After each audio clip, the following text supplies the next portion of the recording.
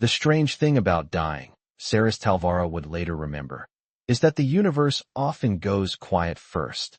The battlefield stretched for miles beneath a cold red sky, silent except for the distant whistle of wind pushing dry snow across shattered metal and half-buried machines.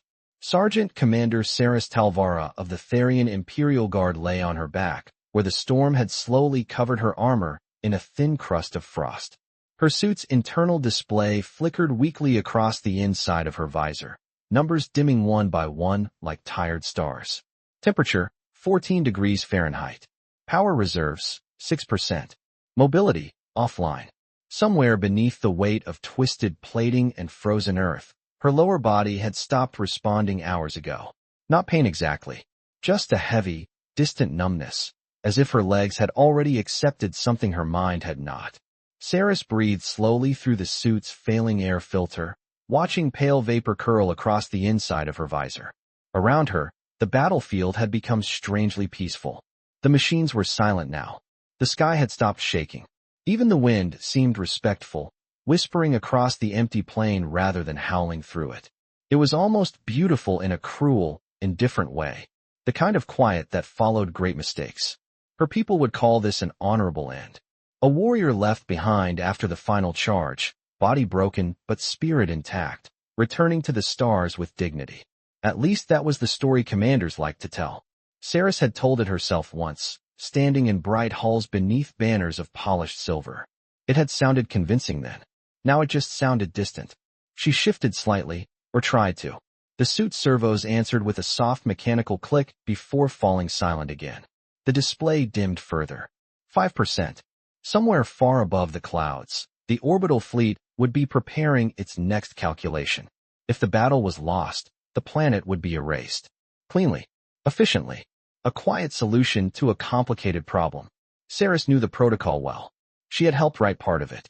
Her golden eyes drifted toward the pale horizon where the wind pushed long ribbons of snow across the broken ground.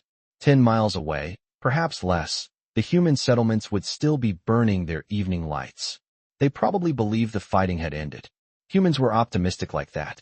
A faint sound crackled across her failing comm channel before dissolving into static. No voices. No orders. Just empty air. Saris exhaled slowly. So this is it, she murmured to the frozen sky. Her voice sounded strangely calm inside the helmet. She had expected anger, regret, perhaps fear. Instead, there was only a quiet acceptance spreading through her chest, like warm water. The universe was large.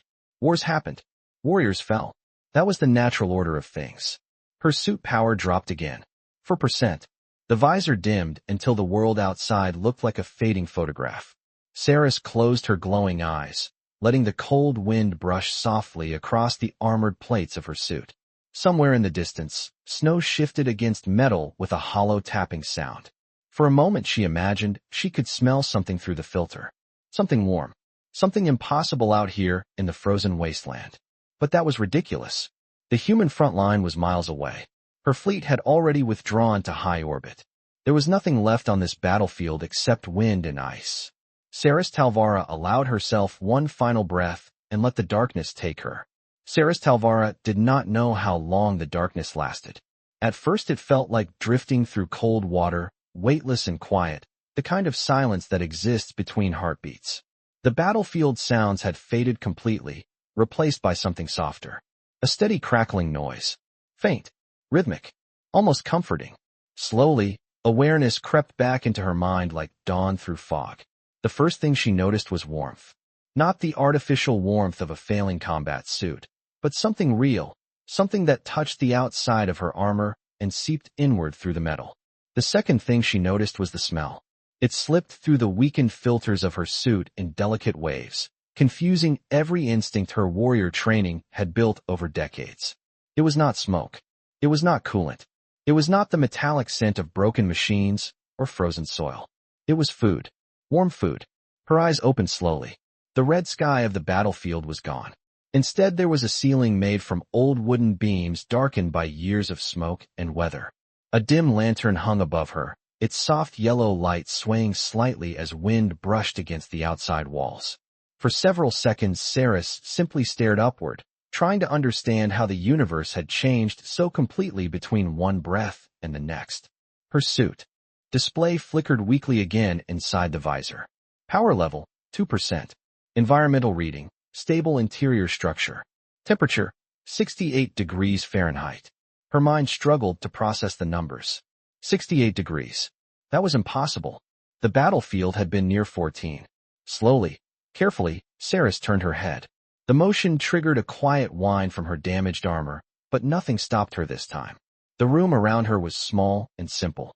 Wooden walls, a narrow metal table covered with scattered tools, shelves filled with salvaged components and glass jars.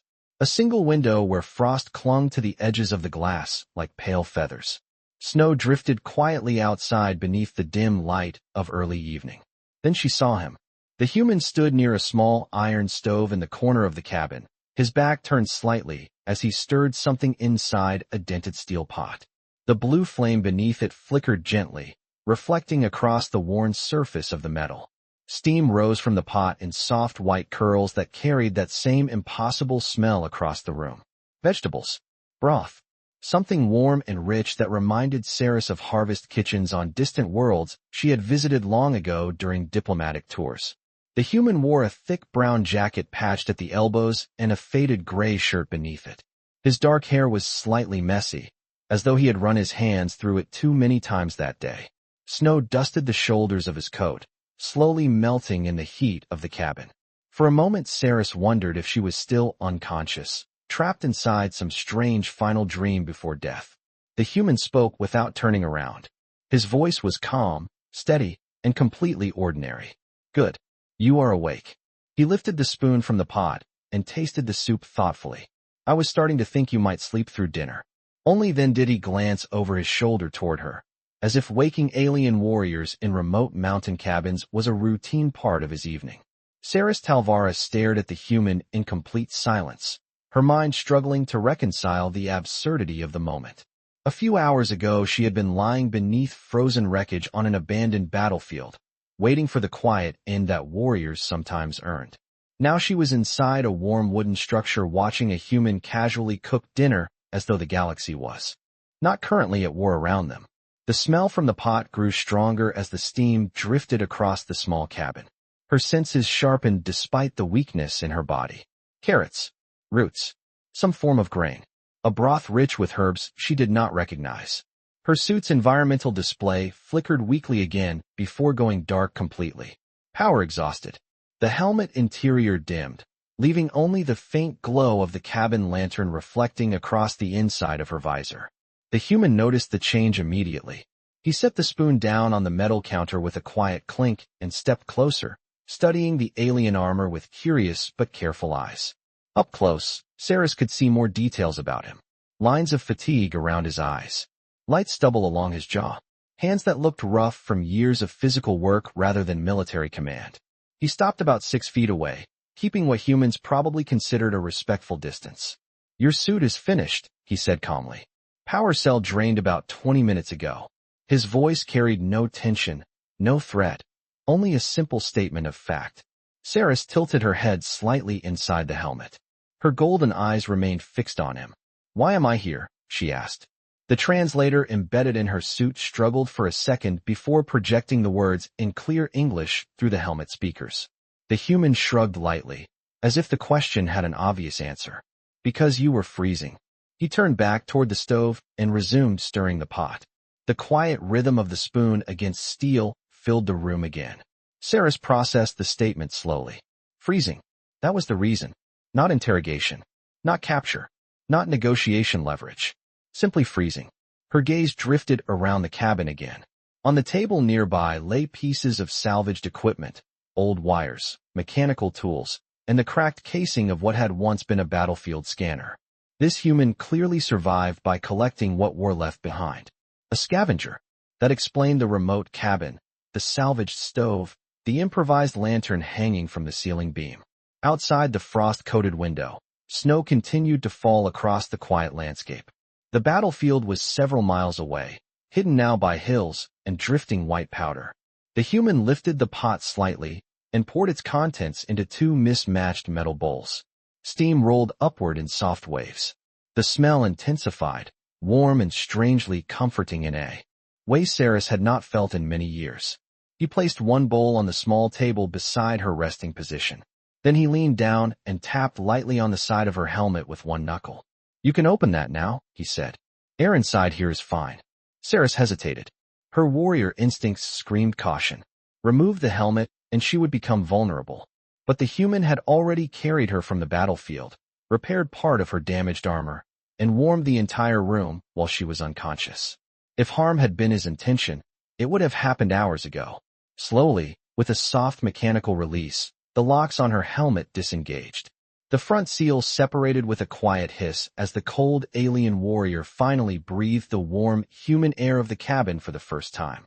Warm air filled Saris Talvara's lungs as the helmet seal opened, and the sensation startled her more than any battlefield alarm ever had. For a moment, she simply breathed, slowly and carefully, tasting the unfamiliar atmosphere of the small cabin. It smelled like wood smoke, cooked vegetables, and melted snow dripping from heavy boots near the door. Human air? Simple. Honest. The kind of air that belonged to quiet places, not war zones. She lifted the helmet the rest of the way off and set it carefully beside her on the floor. Without the armor shielding her senses, the warmth of the room wrapped around her skin like a blanket. The lantern light revealed the soft blue tone of her alien features, the faint golden lines that traced naturally across her temples and down the sides of her neck. Her long silver hair, freed from the helmet seal, spilled across the back of the chair where the human had positioned her armor carefully to support her. Across the room the human watched her for a moment, then gave a small nod, as if confirming something to himself. "Good," he said quietly. "You look less like a frozen statue now." He carried the two metal bowls to the table and pushed one closer to her within easy reach. Steam rose in gentle curls from the surface of the soup. Saris studied it with cautious curiosity. Warriors of her rank were accustomed to refined nutrition blocks and carefully measured rations designed for maximum efficiency. This was something entirely different. The vegetables floated unevenly in. The broth, cut by hand rather than machine. Small grains drifted along the surface beside pieces of root and herb. Imperfect. Real. The human sat down across from her and picked up his own bowl without ceremony. "My name is Ethan Walker," he said after a moment, blowing gently across the top of the soup before taking a careful sip. "I suppose introductions are polite when you wake up in someone else's cabin." Saris watched him closely. There was still no fear in his movements, no tension in his voice, just a calm presence that suggested this strange situation made sense to him in ways she had not yet understood. After a brief pause she spoke. "Saris Talvara." Her translator projected the words clearly into the quiet room. Ethan nodded once as if committing the name to memory. "Well, Saris Talvara," he said, "you picked a rough place to fall asleep." Outside the wind brushed softly against the cabin walls. Snow continued to gather along the window frame, turning the outside world into a pale blur of white and gray. Saris lowered her gaze to the bowl in front of her again. Slowly, with deliberate care, she lifted the spoon Ethan had placed beside it. The metal felt warm in her fingers. She dipped it into the broth and brought a small portion to her lips. The flavor surprised her immediately. Rich, earthy, comforting in a way she could not easily explain. It tasted like warmth itself. For several seconds neither of them spoke. Two beings from different worlds simply shared a quiet meal while the storm moved across the mountains outside. Eventually Saris looked up again. Her golden eyes studied him with a new kind of intensity. "Human Ethan Walker," she said slowly. "Do you understand what you have done by bringing me here?" Ethan lifted his spoon again, shrugged lightly, and answered without hesitation. "I made dinner." Saris Talvara held the spoon still for a moment after Ethan Walker spoke, the quiet confidence in his voice settling over the room like the gentle heat from the iron stove. The wind outside brushed softly across the wooden walls, carrying small grains of snow against the glass. Inside the cabin the lantern light flickered across shelves of salvaged tools and jars filled with dried herbs. For several seconds Saris simply studied the human sitting across from her. Ethan did not appear nervous. He did not appear particularly proud either. He ate slowly, carefully blowing across the surface of the soup between bites, as though this moment was entirely ordinary. That more than anything else, unsettled her. Finally she spoke again, her voice calm but edged with quiet disbelief.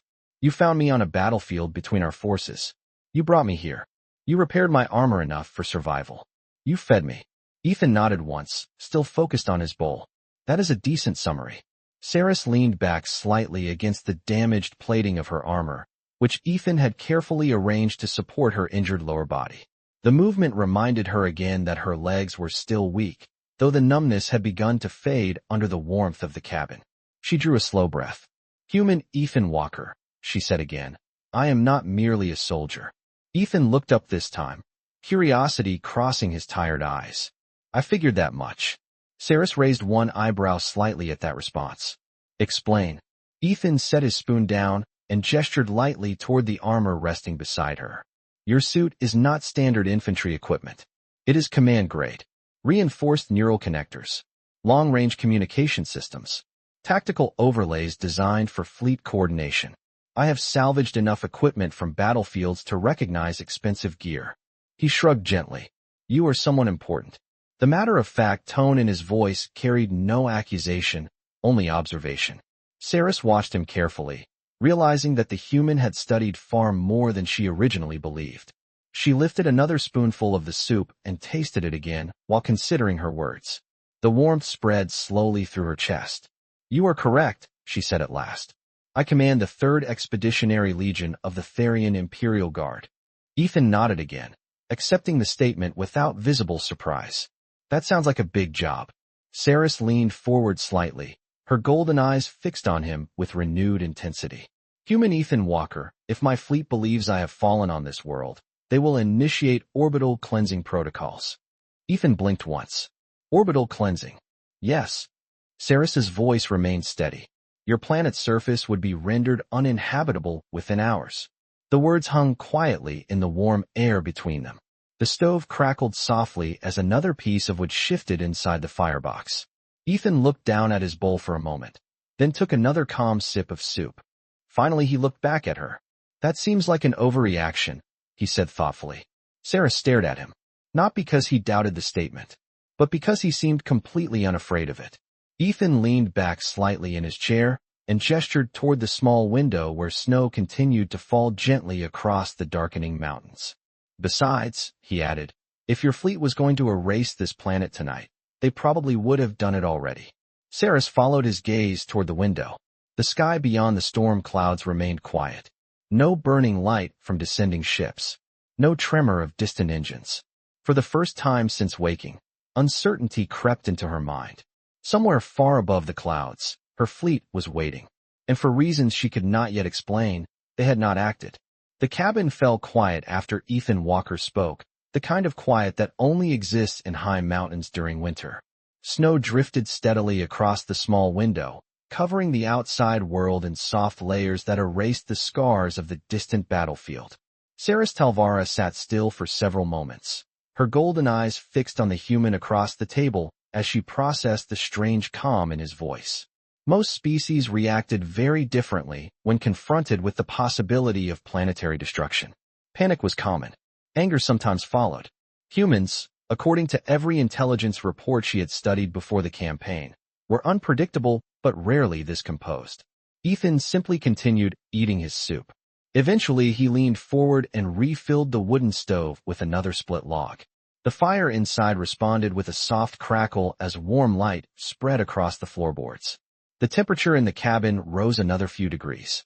69 Fahrenheit now, according to the small wall thermometer beside the window. Saris watched him work.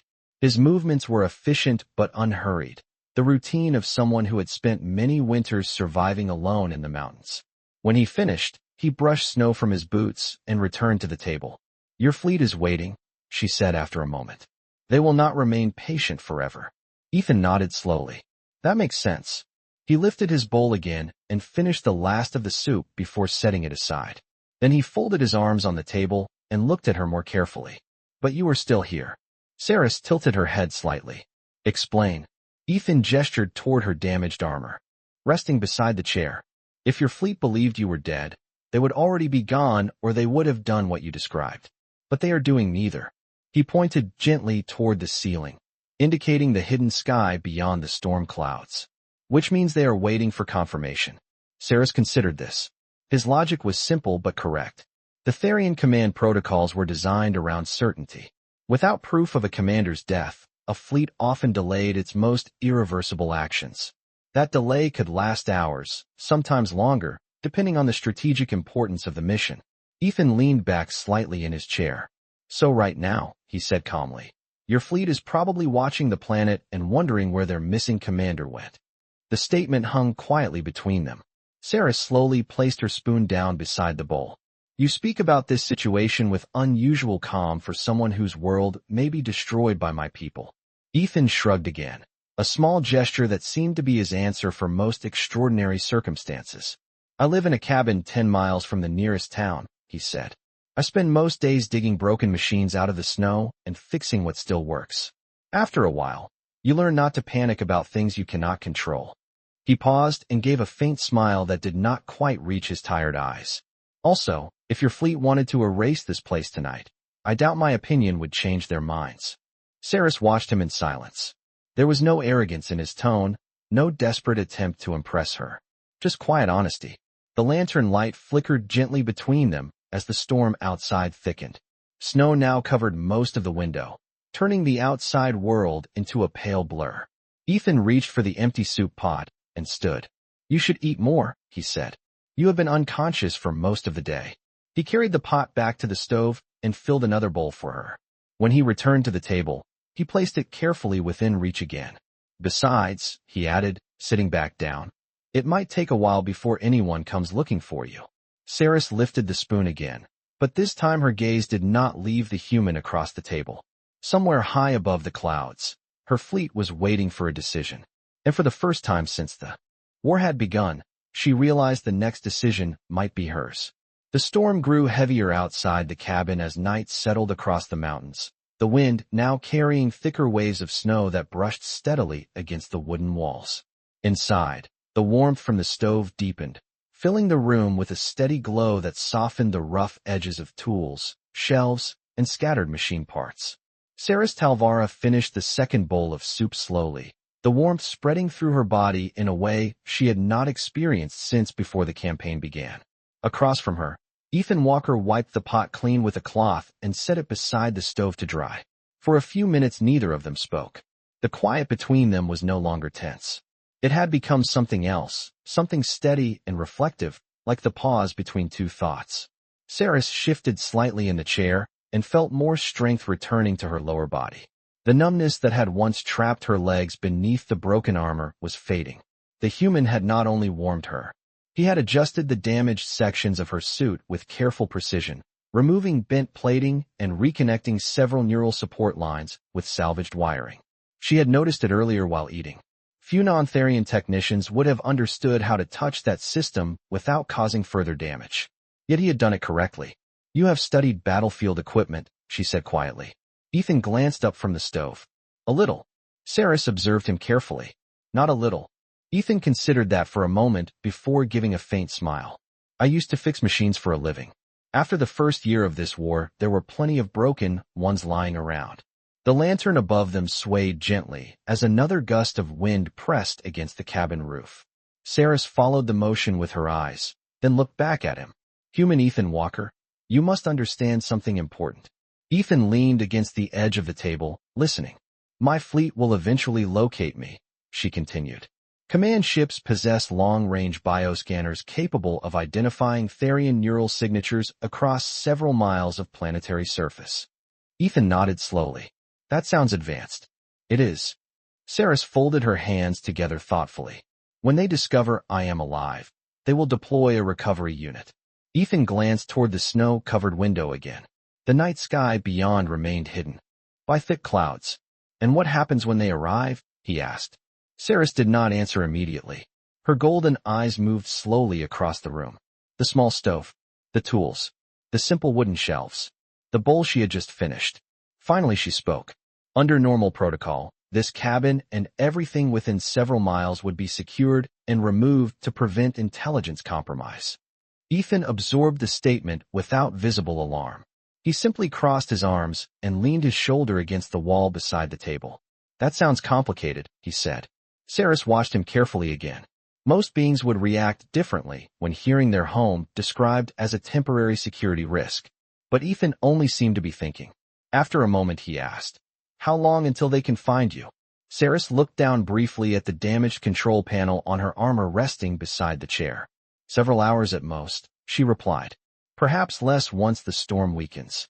Ethan exhaled slowly and walked toward the window. With one gloved hand, he wiped away a layer of frost from the glass, revealing a dark sky filled with swirling white snow. For a long moment, he stood there looking out across the mountains. Then he spoke quietly. "Well," he said, "I suppose we have a few hours then." Saris tilted her head slightly. "For what?" Ethan turned back toward her with that same calm expression he had carried since the moment she woke up in his cabin. "For you to decide what kind of commander you really are." The wind howled harder across the mountains as the night deepened, pressing against the cabin walls with long, steady gusts that made the lantern sway above the table. Snow covered the window almost completely now, turning the outside world into a pale, shifting blur. Inside the small room, the fire continued to glow with quiet determination, its warmth spreading across the wooden floorboards and into the damaged armor where Saris Talvara rested. Ethan Walker remained near the window for several moments after speaking, his eyes scanning the storm as if he expected something to appear beyond the clouds. Eventually, he stepped away from the glass and returned to the table, pulling the chair slightly closer to the stove before sitting down again. Saris watched him carefully, her golden eyes reflecting the soft lantern light as she considered the weight of his last words. "What kind of commander you really are?" The sentence lingered in her thoughts long after he had spoken it. She had spent most of her life inside the disciplined structure of the Therian Imperial Guard, where decisions were measured by efficiency, loyalty, and the survival of the Empire. Compassion was rarely part of those calculations.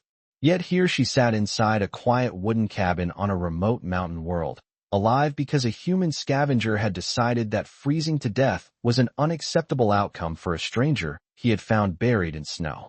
The contradiction was difficult to ignore. Saris slowly shifted her position and placed one hand against the edge of the table. Strength had returned to her legs enough that she could now feel the muscles responding again beneath the repaired armor. The numbness was fading completely. Ethan noticed the movement and nodded slightly. "That is a good sign," he said. "Your nervous system is waking up again." Saris studied him with renewed curiosity. "You speak as though you have done this before." Ethan shrugged lightly. "Machines and bodies are not as different as people think. When something breaks, you warm it up, reconnect the right pieces, and give it time to remember how it works." Saris considered that comparison for a moment. It was strangely simple, yet it held a kind of practical wisdom that military doctrine often ignored. Outside, the storm shifted direction, and for the first time that night the clouds thinned slightly above the mountains. Through the narrow gap in the snowfall, a faint glow appeared high in the sky. Saris noticed it immediately. Her posture straightened as her eyes focused on the distant light. Even through the storm, she could recognize the subtle pulse of orbital engines adjusting position above the atmosphere. Her fleet. They were moving closer now. Ethan followed her gaze and looked toward the window. He wiped away another patch of frost with the sleeve of his jacket until the glow became visible to him as well. A faint blue shimmer far above the clouds, steady and patient. He exhaled quietly. "That must be them." Saris nodded slowly. "Yes." The room fell silent again as both of them watched the distant light hovering above the storm. It did not move aggressively. It simply waited, like a question hanging in the night sky. After a long moment, Saris spoke again, her voice softer than before. "Human Ethan Walker." He turned slightly to face her. "Yes." She looked at the glowing sky one last time before lowering her gaze back to him. "If I signal them now, they will come here within minutes." Ethan absorbed that information without surprise. He leaned back in his chair and folded his arms again, the firelight reflecting gently across his tired face. "Then I suppose the next part is up to you." Saris Talvara sat very still in the warm cabin while the light of her fleet waited above the storm. And for the first time since she had taken command of the 3rd Expeditionary Legion, the decision in front of her was not about victory or defeat. It was about whether Mercy had a place in the future she was supposed to protect. The faint blue glow above the mountains remained steady beyond the thinning storm clouds, a silent presence waiting in the darkness of the sky. Inside the cabin, the fire cracked softly, filling the small room with warm light and the quiet scent of burning pine. Saris Talvara sat motionless beside the table, her golden eyes reflecting both the firelight and the distant glow of the ships waiting above the planet. For most of her life, decisions had been simple. Orders were clear. Objectives were defined. Commanders did not hesitate. Yet this moment felt different.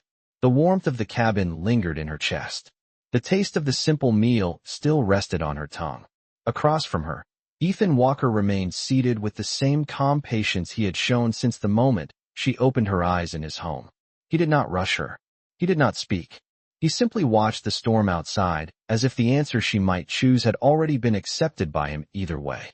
Saris slowly reached toward the damaged control panel on her armor and pressed her fingers against the small emergency transmitter embedded within the chest plating. The device flickered weakly as it drew power from the final reserve cell Ethan had reconnected earlier that night. A soft pulse of light appeared on the panel. The signal channel was open. One command from her would guide the recovery ships directly to this location. For a moment, Saris closed her eyes, listening to the quiet sounds around her. The fire shifting in the stove, the wind brushing snow against the walls, the slow, steady breathing of a human who had no idea how unusual his actions had been. In the Therian command academies, they taught that strength was measured by control. Control of fleets, control of territory, control of outcomes. But sitting in that small wooden cabin, Saris realized something unexpected. The human had shown a different kind of strength. Not control. Choice. The choice to help when helping offered no strategic advantage. The choice to protect life simply because it was there. Saris opened her eyes again and looked toward the window where the faint blue glow hovered patiently beyond the clouds. Then she pressed the transmitter once. A quiet signal moved upward through the storm toward the waiting fleet. Several seconds passed in silence. Then the distant glow shifted slightly in the sky as the ships adjusted their position in response. Ethan noticed the movement and glanced toward her. "Did you call them?" he asked calmly. Saris nodded once.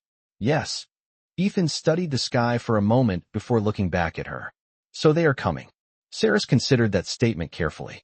Then she spoke with quiet certainty. "No." Ethan raised one eyebrow slightly.